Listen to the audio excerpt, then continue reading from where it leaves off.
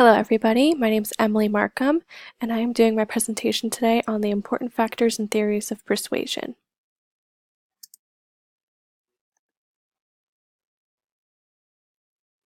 What is persuasion? The action or fact of persuading someone or of being persuaded to do or believe in something.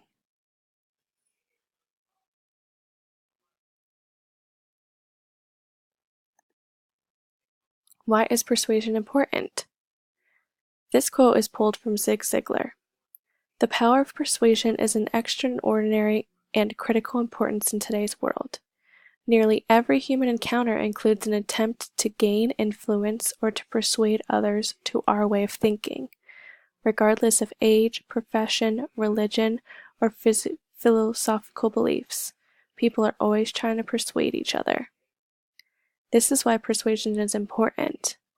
Next, we will discuss why persuasion is important in business, not just in life. The process of persuasion. It begins with a person who wants something that he or she doesn't have already. Persuasion is goal-directed, so all persuaders have goals that they seek. Persuasion actually works or occurs through messages, which are directed to the audience to help achieve the persuader's goal. Persuasion is always aimed at an audience, which is made up of those people who can help the persuader accomplish his or her goal. As you can see, it always comes full circle. First, we're going to go over the Yale approach. The Yale approach was founded by William McGuire. William McGuire brought together 6 steps, and this is his model of persuasion. First comes presentation, then attention, comprehension, acceptance, retention, and then action. As you can see in the diagram, where it becomes easiest to hardest when it comes to persuading somebody. Presentation is where people cannot be persuaded if being ignored. This is where the hard part comes in when you're presenting. If you cannot capture the audience, or if you don't have an audience, you cannot persuade somebody. Next comes attention. Audience attention must be obtained. Sometimes people start a speech with a joke or something to engage the audience. This is a section where you see this when it comes to persuasion. Third is comprehension, and that is understanding the message. This is where things get tricky, because if you have an audience whose emotional connection is not with your persuasive argument, you may not be able to get them to understand the message. This is where your persuasion skills have to be really intense. Next is yielding, and this is the audience accepting the message. So this comes after the understanding part. First they understand, and then they accept the message, and this is where you start to win your persuasion.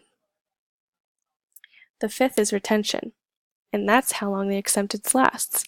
Whether it be that you're persuaded to buy the lotion from the man at the mall who's showing you how amazing it is, whether it lasts 5 minutes of you're like, wow, this lotion is amazing, and he gave you all of these benefits and why you should use it and how good it is for your skin and the vitamins, and then you walk away and you see that the lotion's still not standing on your skin. So the retention is how long the acceptance of your persuader's argument lasts. Last is action.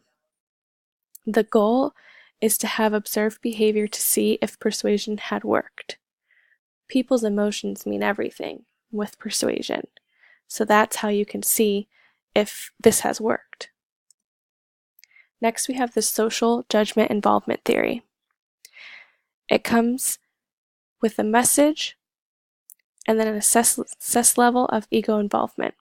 Latitude of acceptance, latitude of non-commitment, and latitude of rejection. Each one is different in how someone is ready to accept, or someone is neutral, or someone is going to reject it. With the social judgment involvement theory, we have to understand the audience's attitudes. We can see how this relates to the listener's perceptions and judgments of persuasive messages. Each audience member's current attitude on the message topic is his or her anchor point. This is very important in persuasion for this social judgment involvement theory. Most people are reasonable and flexible, willing to easily tolerate a little disagreement. There are a range of positions that are not objectionable. The center of a range of acceptable or plausible attitudes is called the latitude of acceptance. This is where you want to be. Next is elaboration, likelihood model. The elaboration likelihood model has two areas, as you can see here on the graph. You have your persuasion attempt, and then you'll see you have two arrows and different audience factors, processing approach, and persuasion outcomes.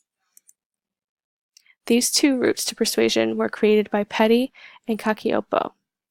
The central route consists of thoughtful ideas and content of the message with an active listener. The peripheral route, when the listener decides whether to agree with the message based on other cues besides the strength of the arguments or ideas in the message. A different approach is not completely based off of learning. This is different from the other two that we went over because it's not completely based off of facts or the known. This one has its two roots of persuasion and can be based off of different things. A key prediction of the ELM is that attitudes which are changed through the central route to persuasion will have different effects from attitudes changed via the peripheral route. So that's where it gives you the difference between the two routes, because the attitudes will change at different moments during the central route versus during the peripheral route. And these are my references. Thank you for viewing my slide.